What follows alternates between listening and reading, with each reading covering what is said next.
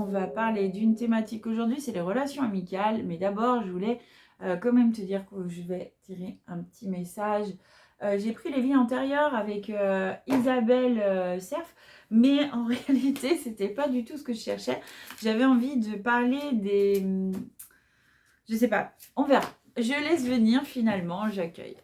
Donc la thématique aujourd'hui, c'était bien entendu les relations amicales. Alors, tout d'abord, je voulais quand même faire un point pourquoi j'aborde cette thématique. Tout d'abord parce que ce matin, en fait, je suis tombée sur une publication sur les réseaux sociaux d'une femme qui est médium depuis un moment et qui est plus connue que moi, ça c'est clair, on est d'accord. Toutefois, il y avait une ribambelle de commentaires. Et je me suis dit, mais c'est quand même dingue parce que moi qui poste régulièrement, j'ai très peu de personnes qui commentent mes publications. Et je me suis dit, c'est fou parce que finalement, les gens qui sont célèbres ou qui sont connus, en fait, ils ont une ribambelle de gens qui souhaitent attirer leur attention, leur demander ou qui commentent pour avoir, je ne sais pas ce qu'ils attendent véritablement, ces gens-là, puisqu'ils n'ont pas de réponse. Et moi, de mon côté, j'ai des gens qui me suivent et qui likent de temps en temps ou qui me mettent un petit commentaire. Et par conséquent, je leur réponds parce que je suis dans cette présence avec l'autre quand même. Et je me suis dit, c'est quand même fou. Quel est ce besoin, en fait, chez les gens de commenter? Alors, je ne sais pas. J'ai pas de réponse, donc si tu as des réponses, je t'invite à commenter. Donc, voilà. Puis après, sur ce sujet-là, j'ai basculé sur cette question fondamentale de la relation amicale, parce qu'on parle beaucoup des relations voilà, de couple, des parents, des enfants, mais on parle très peu des amis. Donc j'ai vraiment envie d'en parler aujourd'hui. Oui, je bégaye, excuse-moi, c'est comme ça arrive, je cherche mes mots, mais c'est spontané tout ça. Bon, alors tout va bien. Ça y est, je suis partie. Donc, la première chose, c'est de mettre un cadre. Pourquoi? Parce que bien souvent, on a une vraie désillusion quand on tombe parce que on a donné trop. Donc, dans un premier temps, ce qui est important de faire, c'est de trouver les valeurs que tu souhaites mettre dans ta relation amicale. Souvent, les gens se mettent en lien parce qu'ils ont des intérêts cachés et que des intérêts cachés, oui, des intérêts aussi, des points communs et en même temps, des fois, par la force des choses, ils s'entendent bien et puis voilà. Mais en réalité, on peut aller explorer davantage parce que bien souvent, les relations qui se ternissent et qui s'abîment et qui s'arrêtent, c'est souvent d'une part parce que tu n'as pas donné de limite. C'est-à-dire que toi, tu es en attente dans ta relation de quelque chose qui est en lien avec tes valeurs personnelles et en face de toi, tu as des gens en fait qui n'ont pas les mêmes valeurs, qui n'ont pas la même vision de l'amitié. Donc, il faut rebaisser le niveau. Ça ne veut pas dire que tu vas les mettre à la poubelle, c'est simplement que tu n'auras pas la même forme de relation, c'est tout. Et puis ensuite, il y a aussi les personnes en fait qui ont un intérêt caché avec toi. Sans le savoir, toi tu nourris cette relation et puis tout d'un coup, tu te dis c'est bizarre parce que en fait j'ai pas de nouvelles ou alors j'en ai mais à des moments bien précis. C'est pour ça que c'est important d'observer ta relation jusqu'ici. Comment sont tes relations amicales? Est-ce que tu as des liens forts avec des gens et que c'est, tu vois, continu, etc. Ou est-ce que tu es en relation avec des gens qui, par moment, ne donnent pas de nouvelles? Est-ce que si tu as besoin, est-ce que toi, on va te donner de l'aide ou pas? C'est tout ça, les relations amicales. C'est vraiment, soit ça peut être très intellectuel, où on est vraiment dans des pensées, etc. On peut partager notre point de vue, etc. Mais il y a aussi des amitiés qui sont beaucoup plus denses, qui sont beaucoup plus fusionnelles. Et il faut déterminer la relation avec chaque personne. Pourquoi? Parce que ça te permet de savoir quel est vraiment le cadre dans cette relation pour toi. Pour éviter de te faire manger ou de donner trop et qu'au final, tu te casses la figure parce que tu as estimé cette relation fortement et que finalement, elle n'était peut-être pas dans la même approche, la personne en face de toi. Donc voilà. Il y a des relations aussi qui sont suspendues, c'est-à-dire que on se voit pas pendant des mois et on a l'impression qu'on s'est jamais quitté. Ces relations, elles sont saines aussi. Ça veut pas forcément dire que quelqu'un est mauvais. C'est juste qu'il faut vraiment savoir le cadre de la relation pour pouvoir être se mettre à niveau tout simplement. Parce que ça peut avoir vraiment des grosses conséquences d'être dans des relations où en fait on n'est pas dans les mêmes attentes. C'est vraiment important de définir ça pour que tu puisses, toi, te sentir à l'aise dans les relations. Allez, on est parti. J'ai envie de tirer déjà 3 cartes. Donc, je t'invite à fermer les yeux. Je ne sais pas pourquoi, mais je te dis ce que je reçois, donc je fais. Ah, ok. Allez, une première carte, qu'est-ce qui vient? C'est toujours par rapport aux amitiés, mais aux relations, j'entends. On va l'explorer. Est-ce qu'il y a une carte qui veut communiquer? Allez.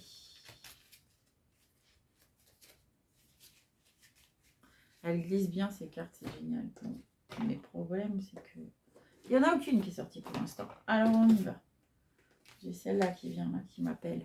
Il y a une carte qui m'appelle. Wouhou! Soldat. Ça, c'est très intéressant qu'elle vienne se présenter à nous. Parce que soldat, c'est vraiment la cohésion.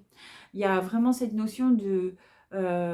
d'harmonie, tu as besoin peut-être de ça, toi, en ce moment aussi, d'avoir des relations qui sont harmonieuses et en même temps de cohésion, c'est-à-dire que vraiment les infos sont fluides et que en même temps on va aller ensemble vers le chemin, que ce soit un combat ou que ce soit aussi, tu vois, des inspirations profondes. Deuxième carte.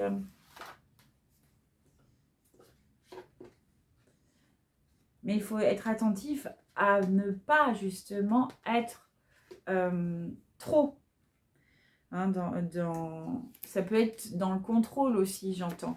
Bon, c'est le message. Deuxième carte, trahison des idées. Et oui. Donc ça, c'est vraiment un message très fort, je trouve. C'est-à-dire que souvent dans les relations amicales aussi, la posture, la façon dont pense l'autre personne, on l'explore au fur et à mesure. Donc on ne peut pas considérer comme une trahison, mais plutôt de la voir comme un point de vue différent.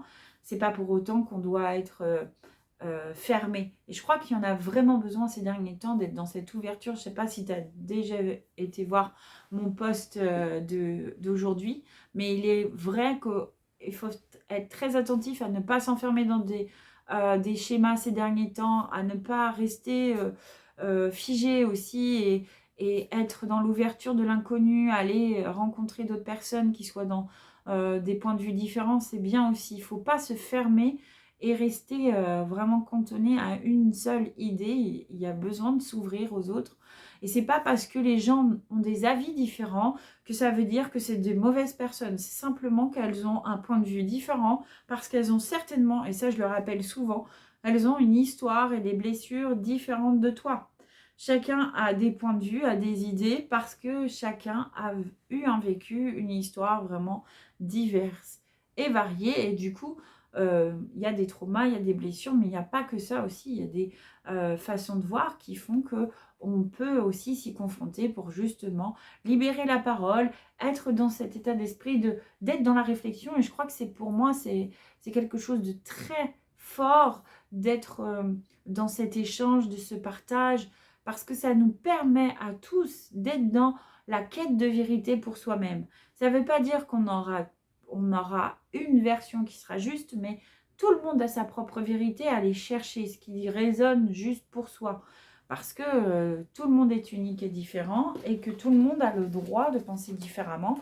Et c'est justement là où en fait on devrait avoir un point d'honneur de pouvoir partager nos points de vue et notre vision du monde. Ok, dernière carte. Je trouve ça intéressant, je ferai tout le monde, c'est vachement sympa. Non, c'est celle-là qui m'appelle. Oui, les cartes m'appellent. Ça, c'est un truc que je fais régulièrement. Quand je vais dans des salons, je demande aux cartes quel oracle veut venir. Et du coup, voilà, j'ai souvent des... J'emmène les oracles qui m'appellent. Voilà. Et là, c'est vrai que il m'a appelé et il a bien fait. Alors là, nous avons l'amour impossible. Alors ça existe aussi dans l'amitié. C'est-à-dire que, alors je prends un exemple. Un exemple, c'est-à-dire dans les relations, par exemple, liées à l'enfance, on se fait des amitiés, puis après, ça s'estompe parce qu'on grandit, etc. Et on se rend compte qu'on n'est plus du tout sur la même longueur d'onde. Et ça arrive, et c'est OK. Bien sûr qu'il faut faire le deuil. Alors ça, par contre, c'est vrai qu'on n'en parle pas. Mais le deuil avec les amis, eh bien, ça se traverse aussi. Parce on a mis tellement d'amour dans ces relations que parfois, l'amitié, c'est compliqué de faire le deuil. Même si on est tous vivants, il faut le traverser. Donc l'amour impossible, eh bien oui, c'est possible. Parce que tout d'un coup, on se rend compte que la personne ne correspond plus du tout à qui nous sommes, comment on fonctionne, etc. Et ça arrive très fréquemment aussi. Mais c'est ainsi. Ça fait partie de la nature aussi de chaque être. Je crois que j'ai 2 cartes. Non, j'en ai qu'une. La relation sauveur-sauvé, très riche aussi, cette petite carte. Et oui, le sauveur-sauvé, il faut être très attentif à ne pas rentrer dans ce cercle vicieux. Je ne sais pas si tu connais. C'est le triangle de... Je crois que c'est... Non, c'est pas ça, je m'en souviens plus du nom. Oh là là, mais quelle horreur, quel pro nul. Oh, Cartman. Enfin, c'est lui qui a fait ce triangle. Il y a le sauveur, le sauvé et le bourreau. Et en fait, dans ce schéma, eh bien, on va dans une... L'objectif, c'est d'être au milieu du triangle. Mais pour donner un petit exemple, eh bien, il est très pertinent d'être attentif à ne pas être en anticipation dans la relation. Pourquoi ? Parce que c'est, d'une part, l'autre peut être considéré comme materné, ça c'est une première possibilité, mais c'est surtout si on cherche à mener des actions pour faire plaisir à l'autre, eh bien peut-être qu'on est en train d'essayer de le sauver. Et dans ces cas-là, ça serait pas mal d'aller faire un petit tour du côté de notre enfance vers peut-être quelqu'un qu'on aurait aimé sauver mais qu'on n'a pas réussi. Ça se peut, il y a de grandes chances que ça soit dans ton histoire, tu vois. Mais en réalité, il faut trouver la bonne posture. On ne doit ni être dans la victimisation quand on est dans la relation, ou en tout cas on peut parler, partager, etc. De ce qui ne va pas, etc. Mais sans être dans une attente, une posture d'attente de l'autre dans des actions pour nous sauver. Et de l'autre côté, on n'a pas non plus à être dans cette relation de vouloir prendre l'autre comme un bébé qui va réussir, parce que c'est le choix de chacun en fait de mener des actions ou non dans sa vie. Pour moi, la relation amicale, c'est vraiment comme un socle dans lequel on peut déposer tout ce qu'on a à donner, enfin en tout cas à exprimer, sans attente de retour et de recevoir de la bienveillance. On sait que notre vie n'est pas figée, on sait que notre vie, elle va être tourmentée par moments, et donc ces cas-là, on sait qu'en face de nous, on a des personnes qui sont capables d'entendre et écouter, sans être là dans son état d'esprit de se dire il faut que tu arrêtes, il faut que tu fasses ci, il faut que tu fasses ça. Non, chacun est libre et chacun fait une prise de conscience et chacun actionne au juste moment aussi. Dernière carte et après je file. J'ai celle-ci, je ne regarde pas, je vais la découvrir avec vous. Guérison d'âme, tout à fait. Il y a des relations, quand elles sont justes, quand elles sont belles et sincères, eh bien forcément que ça nourrit l'intérieur de chacun et qu'en même temps, eh bien, on adoucit aussi les tourments, donc on guérit notre âme. Voilà pour aujourd'hui. Si tu veux une séance, un rendez-vous, eh bien tu peux aller directement sur mon Insta, tu peux réserver dorénavant en ligne tes séances et tu peux retrouver aussi sur mon site internet www.energiemalerica.fr. En attendant, je te souhaite une douce après-midi et on se dit à très vite.